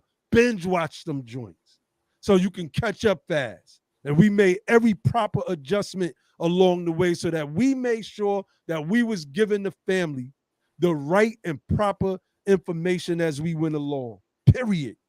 We got it right now. It's on us to step up and become the political heads. It's on us to become those paintings of our freedmen ancestors dressed up in suits and bow ties, looking like distinguished statesmen or the distinguished statesmen that they were. We have to become statesmen and stateswomen. We have to become the power, family. It is simple as that. We have the most powerful status in the United States of America, that of freedmen. We have to claim it and we have to proclaim it. It's simple as that. So, fam, y'all want to y'all got anything to say before we close? I just said that like 10 minutes ago, but y'all got anything to say before we close out? No, I'm good, man. Just you know where to catch us at. Giving out the education. And no, I do want to say one thing though, real quick. To that sister that came on earlier and's been in the chat. She tough, man. She stuck around. These other dudes, they be getting up out of here. That's a fact. Give her props. She definitely stuck around. Yo, tune in every time we come on, man. That's all you got to do, sis. Just keep popping up and go tell your people, man. Yeah, the Copperhead Party. The people need to look up the Copperhead Party. They really, really need to look them up because this was, a group that really, like the brother said, they was in the North, but they wanted to maintain that Southern cotton flow. And if that meant convict leasing, supporting that, they were going to do it. Y'all got to look these people up. So like Brother Logic said, so that we can understand this Freedmen thing through a political lens. That's when it becomes whole in our minds and it activates us to want to move, as opposed to just having a bunch of history stored in our brains so that we can just spit it back to y'all. Faith without works is dead. We borrow that wisdom from our Christian family and their Bible, All right, let me answer Brother Looney's question. Why do you think some of our grandparents taught we are indigenous or even Indian? I doubt if they use the term indigenous. That's number one. Growing up, we've all heard that term about certain black folks having Indian in their family, and it comes from the 5 slave-holding tribes. That's where it comes from. Some people as freedmen, were able to link back to these 5 slaveholding tribes. It's just as simple as that. Some people didn't have any uh, Indian ancestry in their tribe. And if they did, in their bloodline, excuse me, and if they did, it was discernible. Like when I took my DNA test, it says 0.5% Native American ancestry. I could pull it up. You see? So some people just was teaching that stuff. If you had high cheekbones, they believed you to be mixed with some form of Indian. We found this to not be true. There are African tribes that have high cheekbones as well, aquiline faces, like the I think I'm saying this correct, Wadabi tribes, etc., etc. So that this was something that was said. We were ashamed of our ancestors being enslaved, and I believe that that's the reason why our people said and called themselves Indian. There are, don't get me wrong, there are some Indian tribes. There's some mixed tribes upstate New York. I can't think of their names at the moment. Oh, it's just right there at the tip of my tongue. But they mixed, but that's their tribe. It's Right. not us. It's one of the things we stress is the tribe of we. Stop saying we. Say you and your family if you can prove that you trace back to Indian ancestry.